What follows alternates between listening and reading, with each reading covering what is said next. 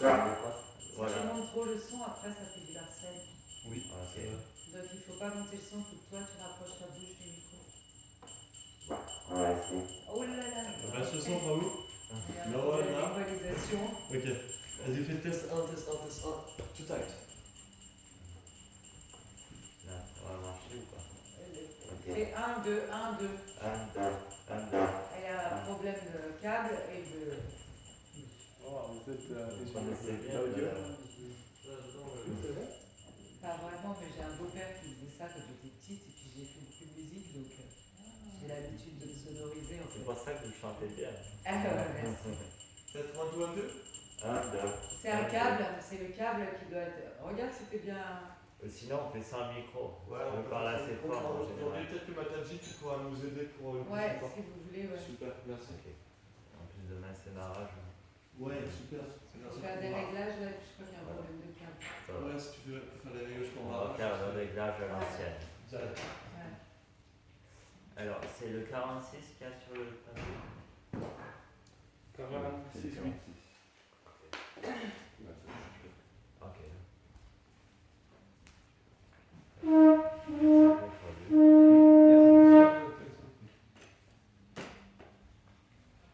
Ok. Répétez après moi. On va répéter le verset. Evam Bhuvana Utkritya Evam Bhuvana Utkritya Jatam Rocha Pradipita Jatam Rocha Pradipita Tasya Sa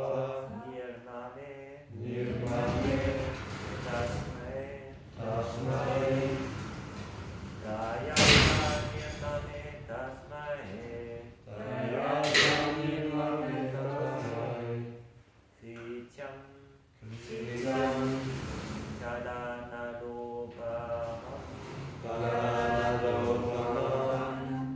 Krityam Karanalopamam Evam Bruvana Utkritya Jatam Dosha Pradipita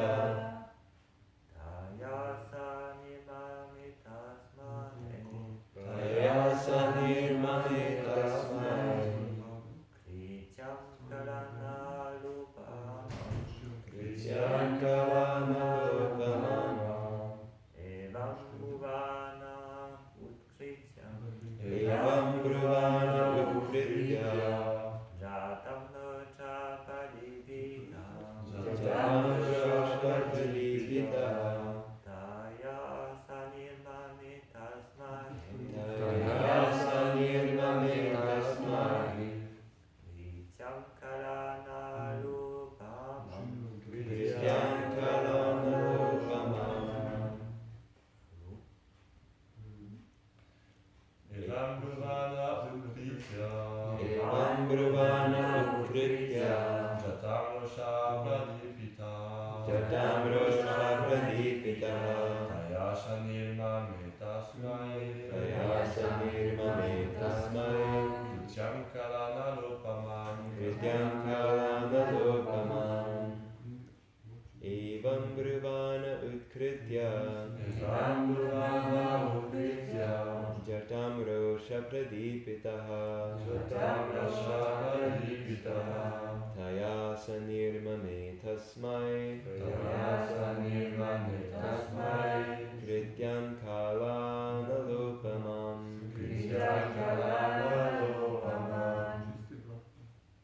Evam Bruvana Utkritya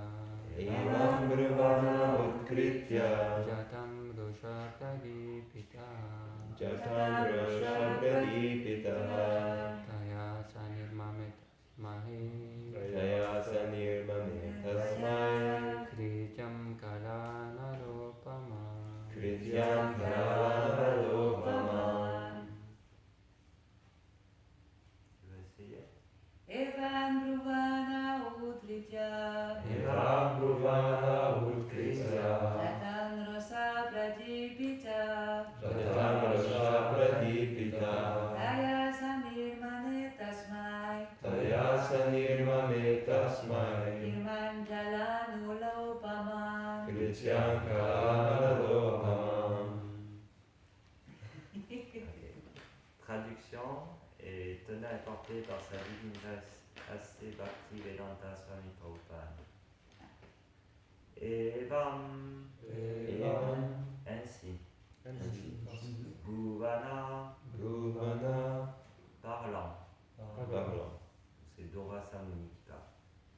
Utkritya, Utkritya. arrachant, Arrachant. Jatam, Jatam. une mèche de cheveux, Une mèche de cheveux. Rosha Pradipita, Rosha Pradipitaha. étant rouge de colère, Étant rouge de colère. Taya, Taya. par cette mèche de cheveux Par cette mèche de cheveux. venant de sa tête. Venant de sa tête. Saha, Durva Samuni, Durva Samuni. Nirmame, Nirmame. Kriya, Kriya. Tasmahe, Tasmai. pour punir Maharaj Ambarish, Pour punir Maharaj Ambarish. Krityam, Krityam. un être démoniaque, Un être démoniaque. Kala Hanala Upamam, Kala Anala Upamam. semblable au feu ardent de la dévastation. Semblable au feu ardent de la dévastation. Ça rigole pas aujourd'hui.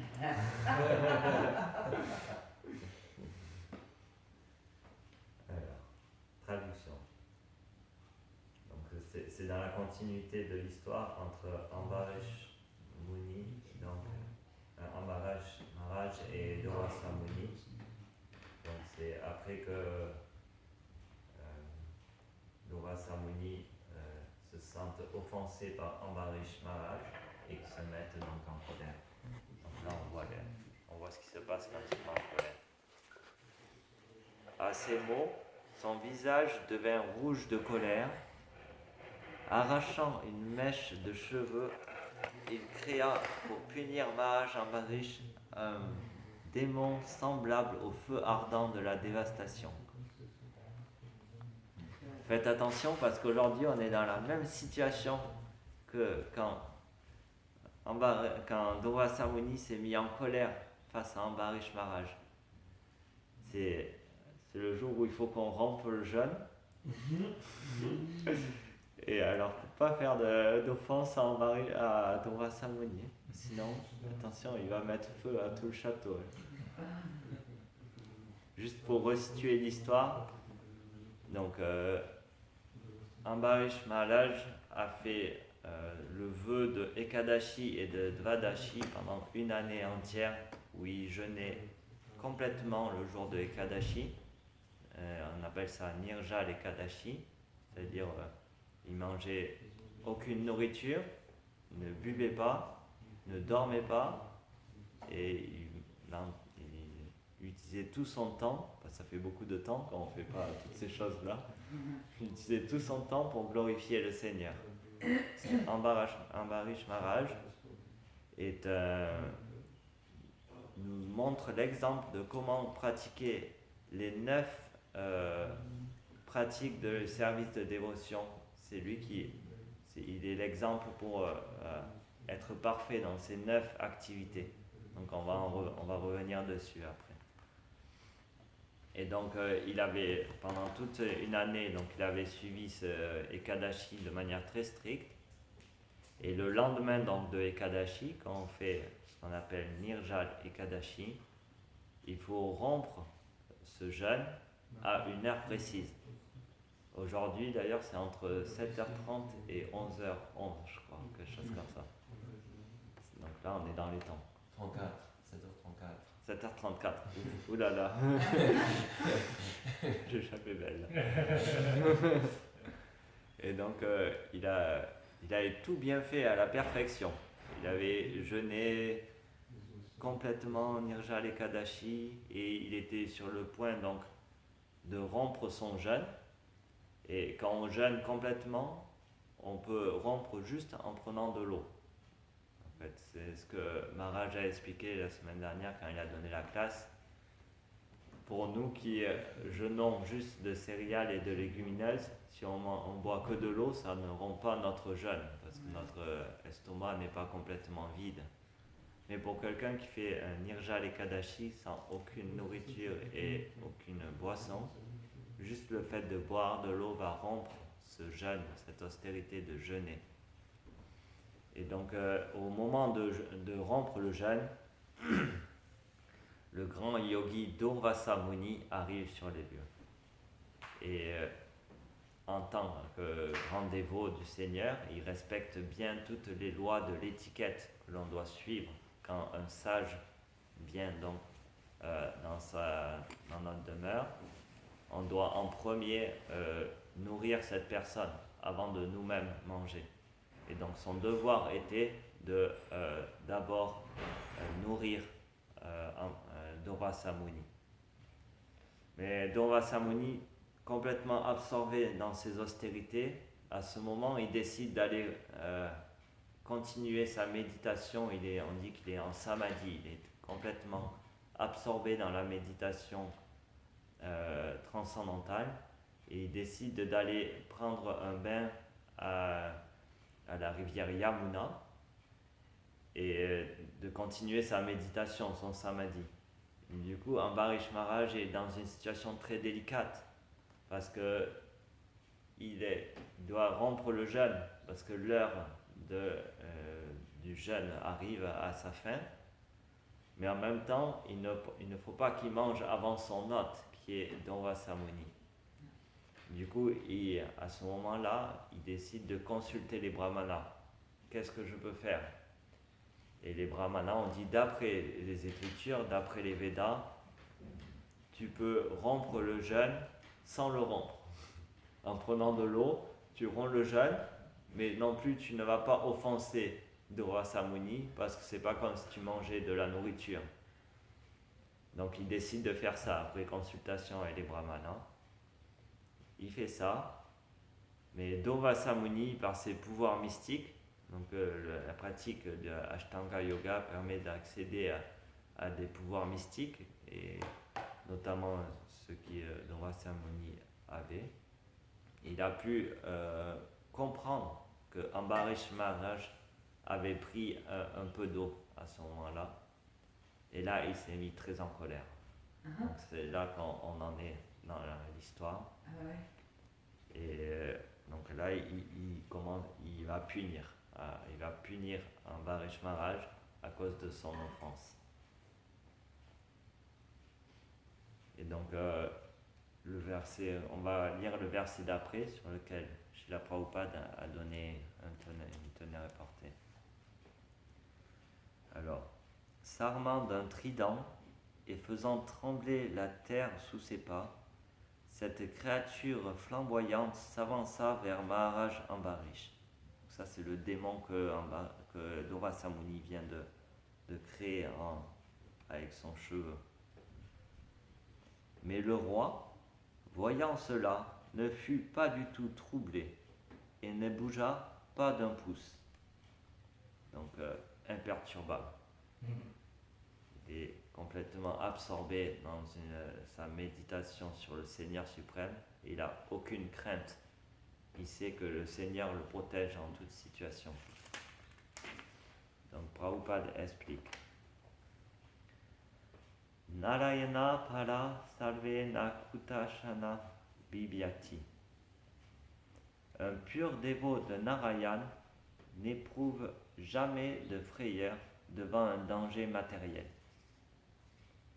Il y a beaucoup d'exemples de bhaktas comme Prahlad Maharaj qui fut torturé par son père mais n'éprouva aucune peur, bien qu'il ne fût qu'un petit garçon de 5 ans. Ainsi, suivant les exemples d'Ambarish Maharaj et de Prahlad Maharaj, un bhakta devrait apprendre à tolérer toutes les situations difficiles en ce monde. Les bhaktas sont souvent torturés par des abhaktas, et pourtant le pur dévot du Seigneur, qui dépend complètement de la miséricorde de Dieu, n'est jamais troublé par ses agissements obstinés. Om Gyana Timnandasya Gyananjala Shalakaya Shakshunmitam Yena Tasmai Shri Gurave Namaha Shri Chaitanya Manobishtam Stapitam Yena Bhutale Swayam Rupa Kadamayam Dadati Swapadnantikam Manchakalpatarubhyacha Kripasindubhyahevacha Patitanam Pavanebhyo Vaishnavibhyo Namo Namaha Namo Vishnu Padaya Vishnu Prestaya Bhutale Shrimate Bhaktivedanta Swami Nitinamine Namaste Sarasvate Deve Gauravani Prasharine Nirvishesha Shunyavadi Paskatya Deshatarine Shri Krishna Chaitanya Prabhu Nityananda Shri Advaita Gadadhar Shivasadi Gaura Bhaktavrinda Hare Krishna Krishna Krishna Hare Hare Hare Rama Rama Rama Hare Hare. Merci beaucoup de me donner cette opportunité donc, de lire le Srimad Bhagavatam et de glorifier le Seigneur et les dévots grâce à cette lecture. Donc, avant de commencer, il faut savoir qu'on est sur des divertissements donc, qui est dans le 9e chant. Et le 9e chant donc, du Srimad Bhagavatam, composé donc, de 12 chants, son titre c'est Libération. Donc, c'est un niveau déjà d'avancement spirituel qui est très avancé. Le fait d'être une âme libérée et donc d'aller sur la libération, c'est quelque chose qui demande beaucoup d'austérité et qui est quelque chose qui ne s'acquiert pas juste du jour au lendemain comme ça.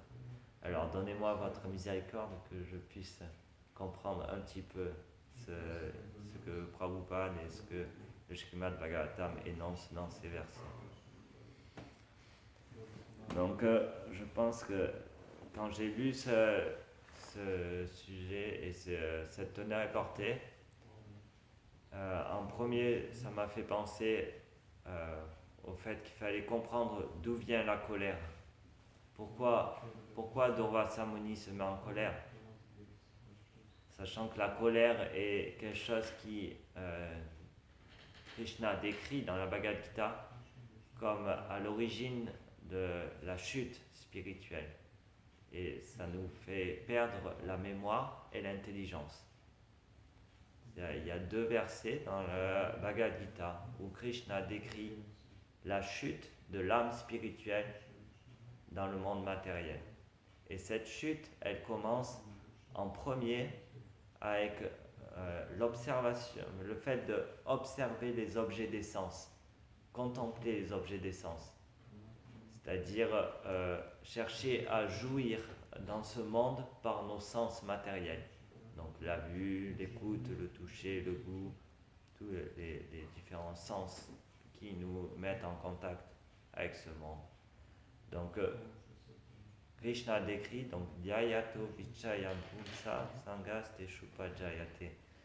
Quand l'âme contemple les objets des sens, il y a un attachement qui se crée.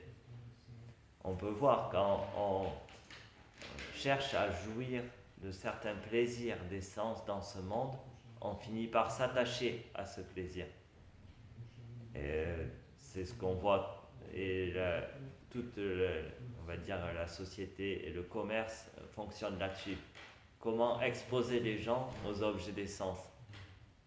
On va les exposer au maximum, on va les encourager à exposer au maximum leur sens aux objets des sens.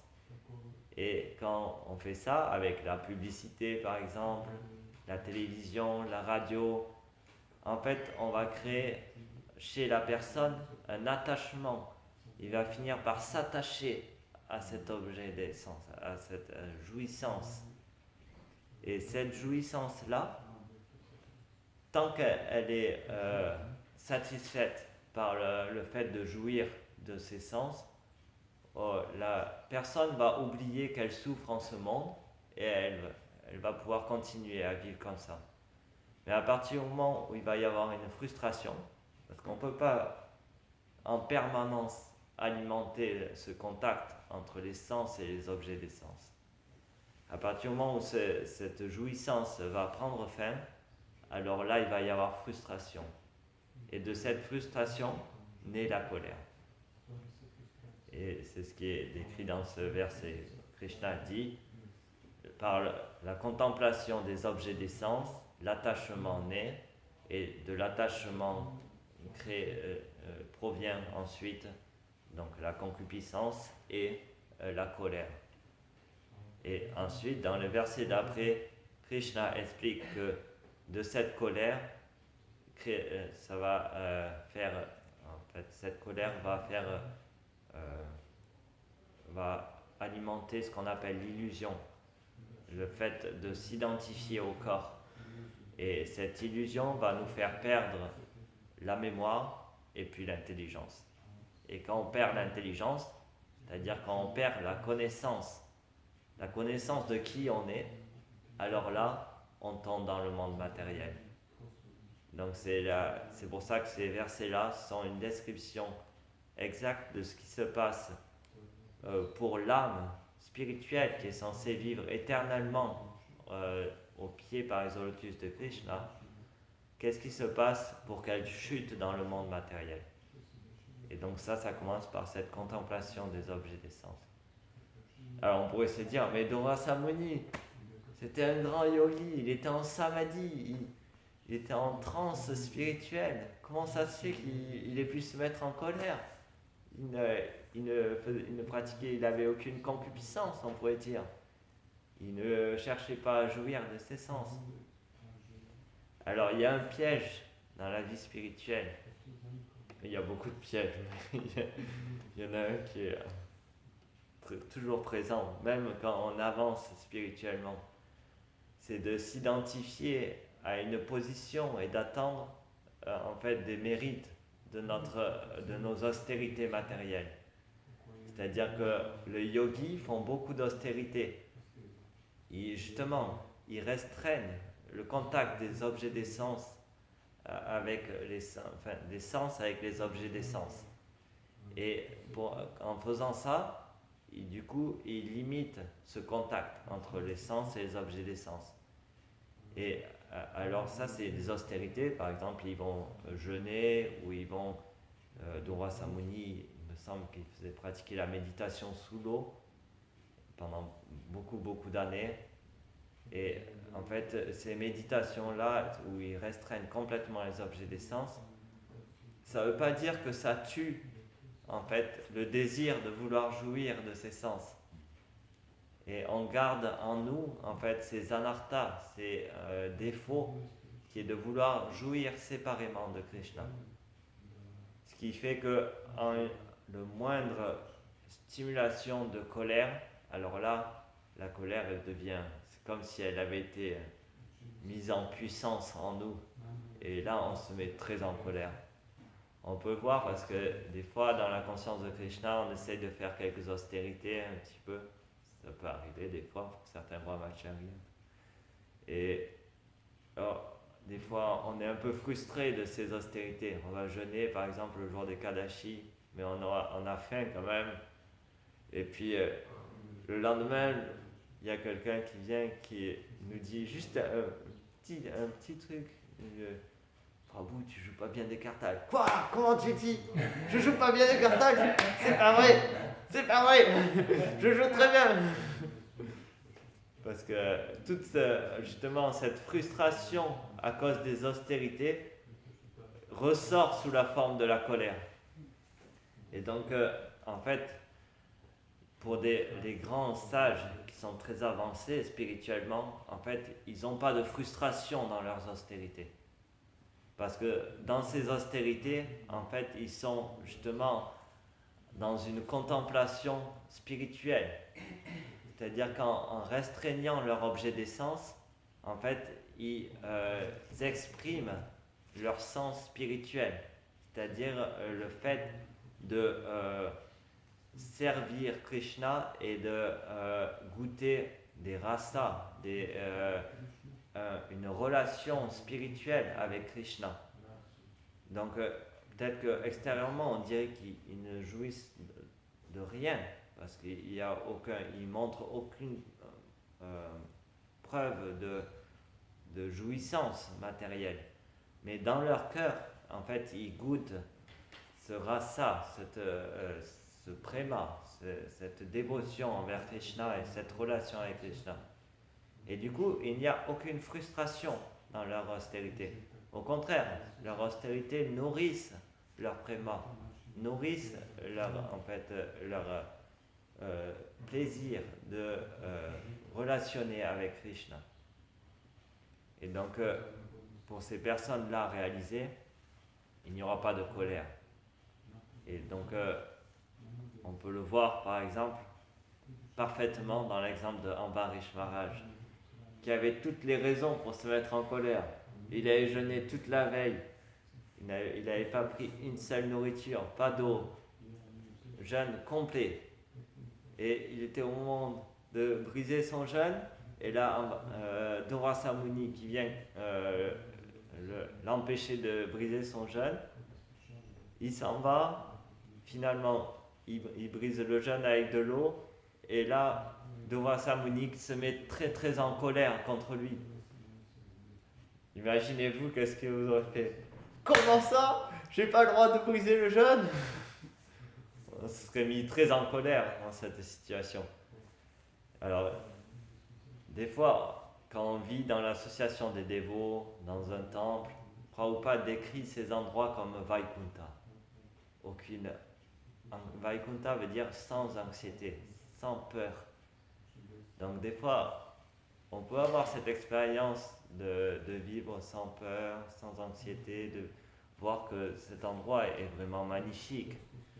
On a Krishna, on peut servir Krishna, et on a les restes du prashadam, on a tout ce qu'il faut pour en fait avoir aucune anxiété. Mais là, dans le cas d'Ambarish Maharaj, il y avait toutes les situations, tout ce qu'il fallait pour être en anxiété finalement. Parce qu'il avait jeûné, il suivait toutes les règles. Il pourrait dire, mais moi je suis les règles, j'ai demandé au brahmana, il n'y a aucune raison. Pourquoi vous dites ça? Donc il y avait toutes les raisons pour être en colère. Et il ne s'est pas du tout mis en colère. Et ça, c'est un symptôme de Mahabhagavat, une personne complètement réalisée. Il n'a aucune identification avec le corps ou avec le mental.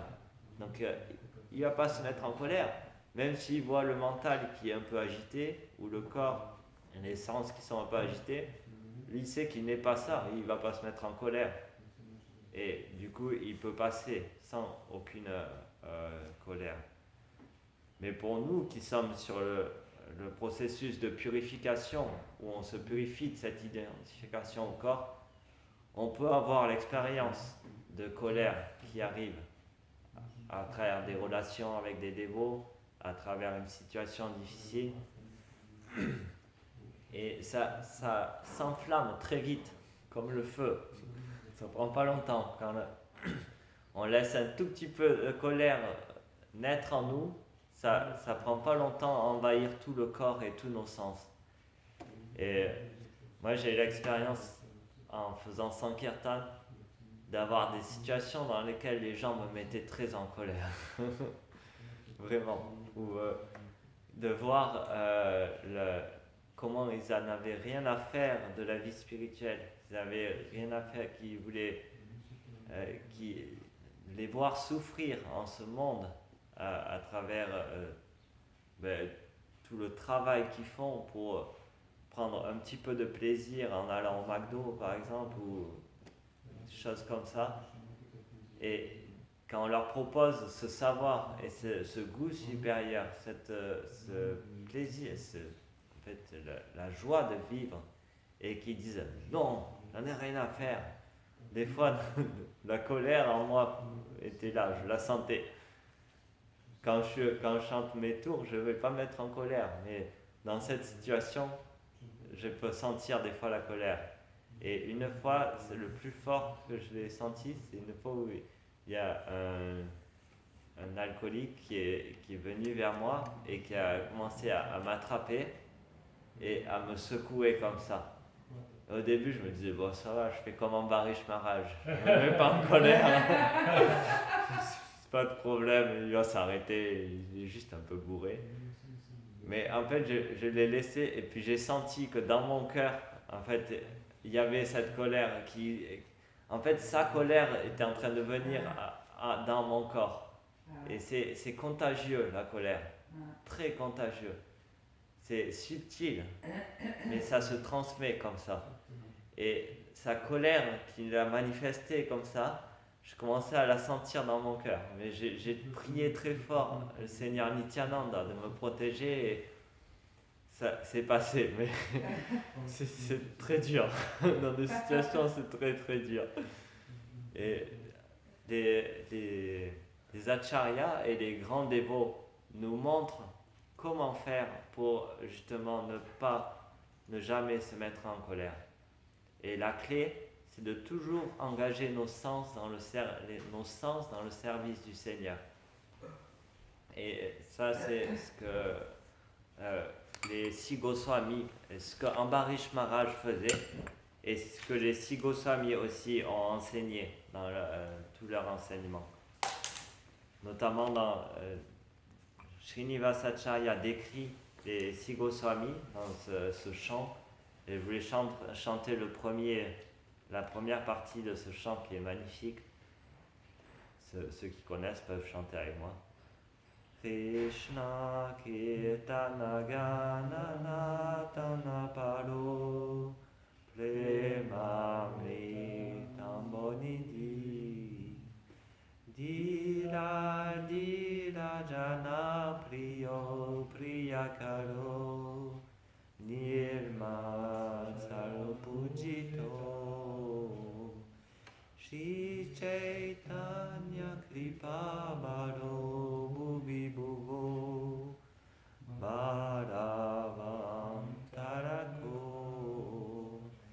Vande Rupa Sanatano Raguyogo Shri Jiva Gopalako. Donc la traduction de ce chant, c'est « J'offre mes obéissances, mes hommages respectueux aux six Goswamis, Rupa Goswami, Sanatan Goswami, Shri Raghunath Bhatt Goswami, Shri Raghunath Das Goswami, Shri Jiva Goswami et Shri Gopal Bhatt Goswami, qui toujours engagés dans le chant des saints noms du Seigneur et dans la danse. Ils sont comme... Désolé, je dois traduire en même temps. Ils sont comme un océan d'amour de Dieu et tout le monde a beaucoup d'appréciation pour eux car ce sont des gentlemen qui sont très raffinés car ils n'enviaient personne. Donc la clé que les six Goswamis nous montrent, c'est le fait de n'envier personne. Et ça, on peut au moins, même si dans notre cœur ce n'est pas complètement réalisé, on peut au moins le manifester dans nos relations avec les dévots autour de nous. Le fait de essayer de jamais montrer d'envie avec les dévots autour de nous. Et c'est pour ça qu'on dit qu'il faut toujours servir les dévots autour de nous. C'est la clé pour lutter cette envie-là. Quoi qu'ils faisaient, ils faisaient plaisir, ils satisfaisaient tout le monde et ils étaient complètement bénis par le Seigneur Chaitanya. Ils étaient engagés dans des activités, dans une mission pour délivrer toutes les âmes conditionnées de cet univers matériel. Donc ça décrit vraiment comment on peut engager notre mental, nos activités et nos sens qui doivent toujours être actifs, doivent toujours être engagés. Si on reste sans rien faire, deux solutions. Soit on s'ennuie, soit on commence à contempler nos objets des sens, commencer à jouir par l'intermédiaire du mental. C'est-à-dire que peut-être qu'on on mettra pas nos sens au contact des objets des sens, mais dans notre mental, en fait, on médite sur ces objets des sens. C'est pourquoi le service de dévotion est un moyen d'engager nos sens et notre mental de manière active et concrète dans le service du Seigneur, et ainsi de purifier cette mentalité où on cherche à toujours jouir de nos sens. C'est la tendance dans ce monde. Dès qu'on est dans ce monde, on a un attachement et un désir de jouir de nos sens. Sachant que Prabhupada décrit que toute jouissance matérielle n'est que en fait un arrêt de nos souffrances.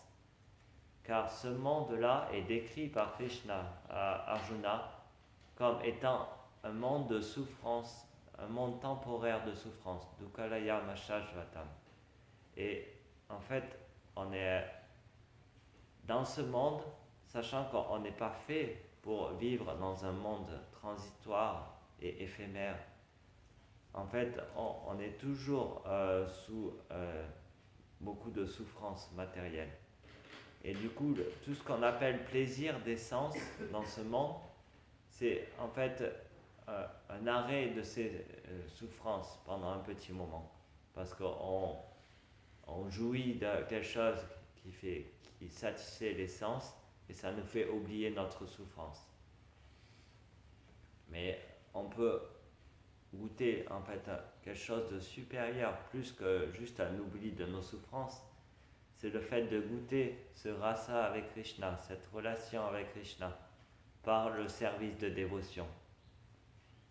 Et plus on va s'engager dans le service de dévotion, plus l'envie que l'on peut avoir envers les autres, qui est finalement en fait le résultat de l'envie qu'on a envers Krishna, plus cette envie-là va diminuer, et plus on va pouvoir goûter notre nature spirituelle, notre Sanatana Dharma, notre relation éternelle avec Krishna. Et les 6 Goswamis ont révélé toute cette science-là. C'est-à-dire qu'on peut savoir exactement où c'est qu'on en est et qu'est-ce qu'on a à faire avec les enseignements, notamment les enseignements de Rupa Goswami dans le Bhakti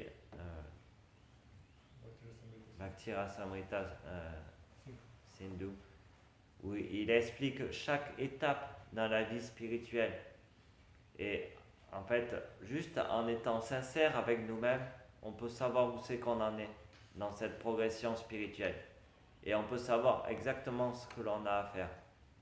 Et le maître spirituel, quand il nous guide dans la vie spirituelle, en fait, il s'appuie sur ces paramètres-là. Donc, ces étapes-là, c'est ce qu'on appelle donc Shraddha, Bhajana, Kriya, Sadhu Sangha. Non, d'abord Shraddha, Sadhu Sangha, Bhajana, Kriya, Anartha Nivriti, Nishtha, Ruchi, Asakta, Bhava et Prema. Donc, d'abord, la première chose, tout commence par la foi, avoir un petit peu de foi. Et cette foi, elle apparaît par le fait d'être avec des dévots qui ont la foi. De la même manière que la colère se développe avec des gens qui ont la colère, la foi, elle se développe avec des gens qui ont la foi. Alors, il vaut mieux développer la foi que la colère. Je crois que ça fait plus de bien que la colère. Donc, s'associer. Donc, on va rencontrer des dévots qui ont cette foi et qui ont cet amour pour Krishna. Et ils vont nous, par leur contact, leur association, on peut sentir que nous aussi on en a un peu en nous. Et alors on s'associe avec eux et ils vont nous dire comment cultiver cette plante, Bhakti Lata Bish. Le Seigneur Chaitanya a décrit que la dévotion, la Bhakti, c'est comme une plante et nous sommes comme des jardiniers. Et le Seigneur Chaitanya est le chef de tous ces jardiniers qui arrosent cette plante. Et donc, en fait, les dévots autour de nous vont nous aider à cultiver cette plante, nous dire comment faire pour arroser la plante et couper les mauvaises herbes, toutes ces mauvaises herbes qui ressortent sous la forme de la colère chez Donva Samoni, par exemple. Cet ego, ce faux ego. Et donc, de Shraddha, on va à Sadhu Sangha, l'association avec les dévots. Et cette association avec les dévots va nous permettre de savoir comment cultiver cette plante de la dévotion.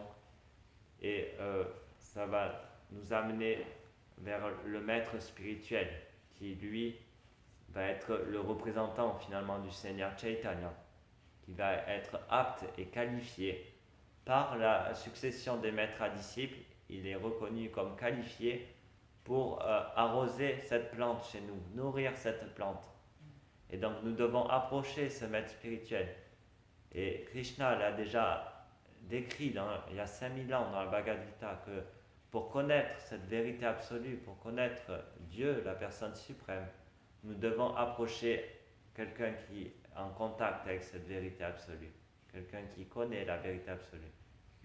Et donc, Srila Prabhupada est le parfait représentant du Seigneur Chaitanya, vu la mission qu'il a fait en venant de l'Inde en Occident pour éveiller cette conscience de Krishna chez des milliers de jeunes.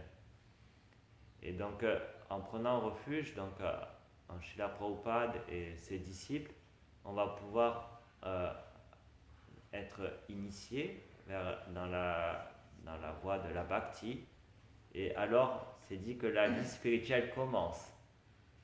Donc c'est à partir de ce moment-là, on peut dire que le dévot, il est même au-delà de la libération.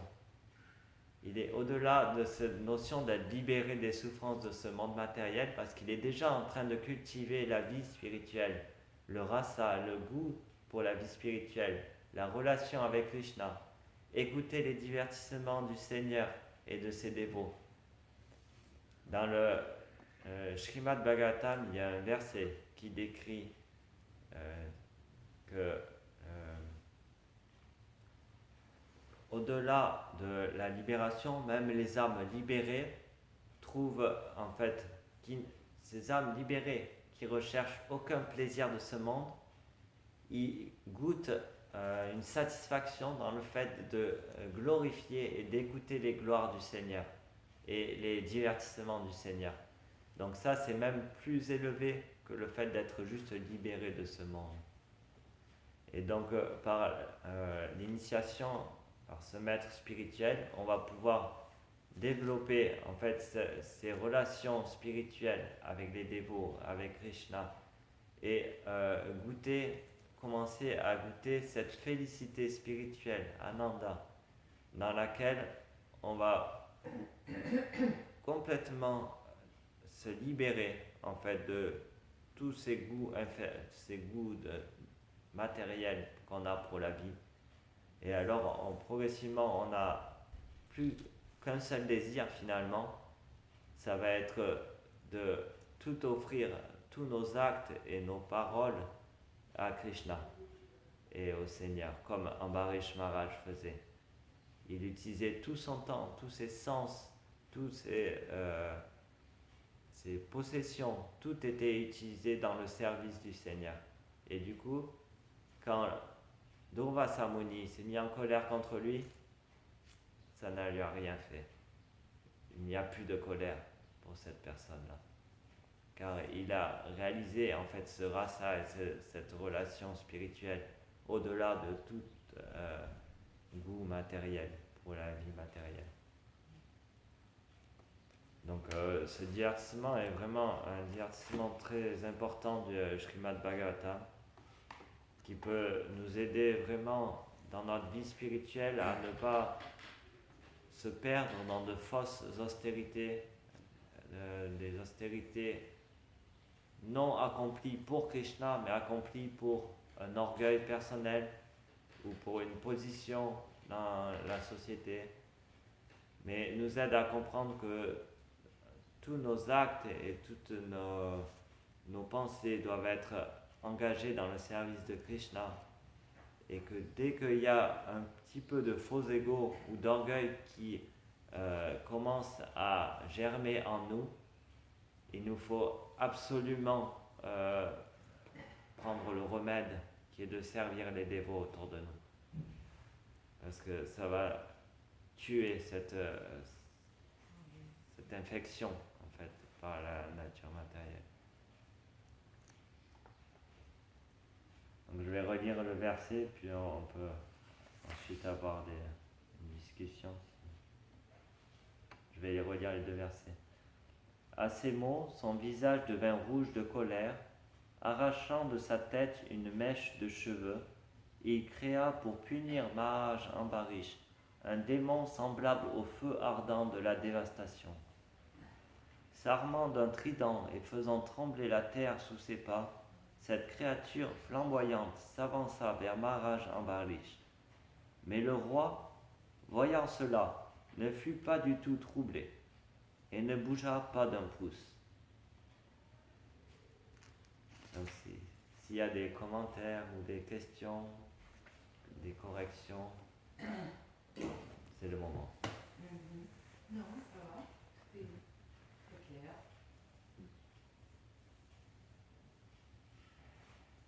Je veux juste partager mes pensées.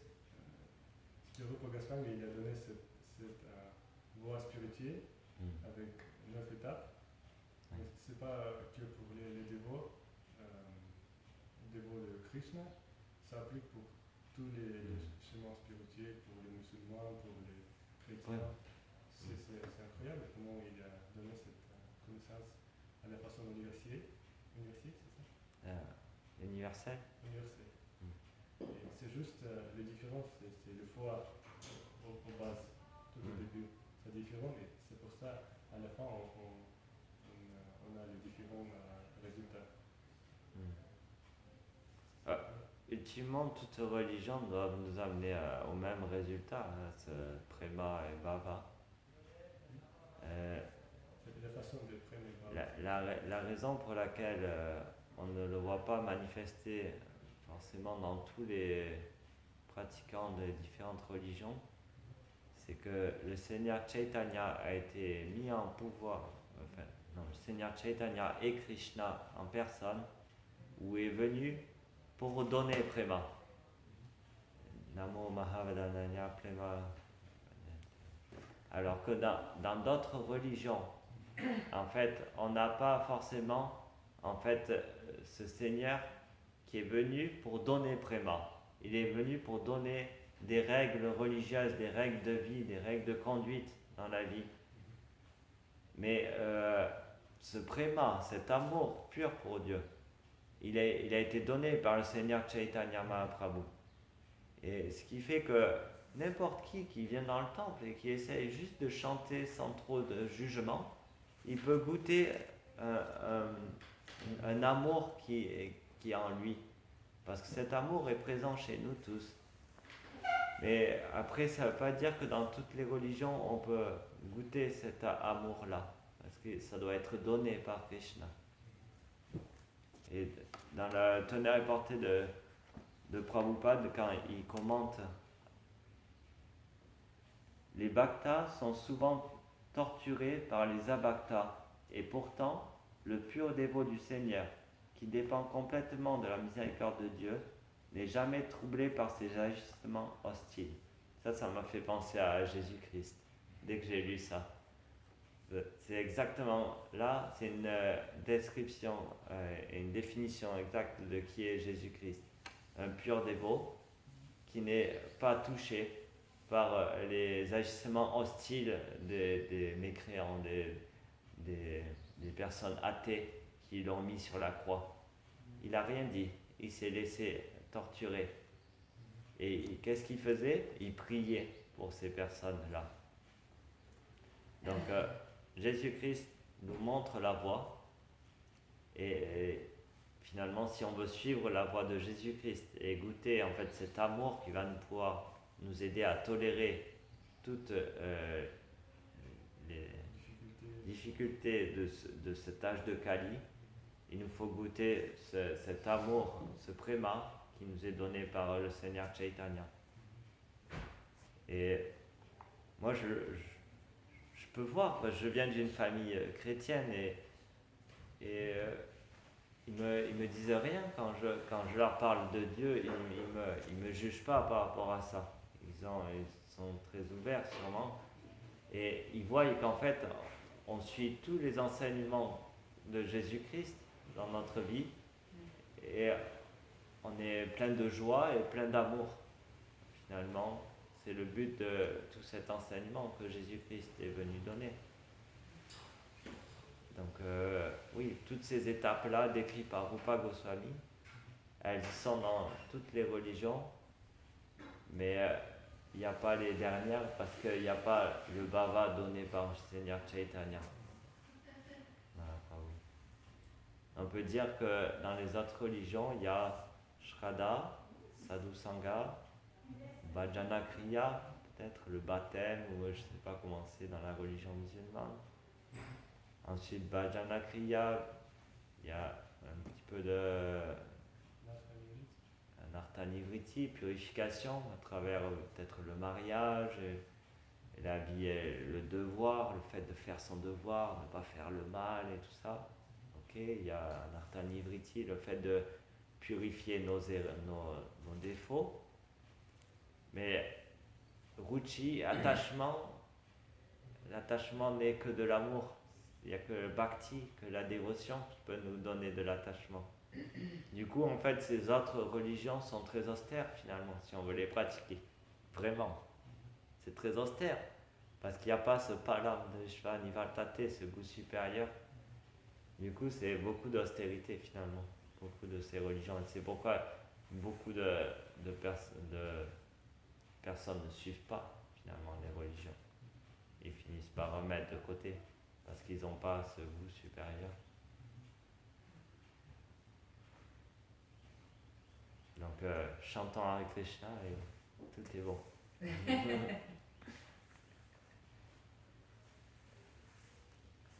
Ok, on va arrêter là. Srila Prabhupada ki, Grantaraj Srimad Bhagavatam ki, Gora Premanandi.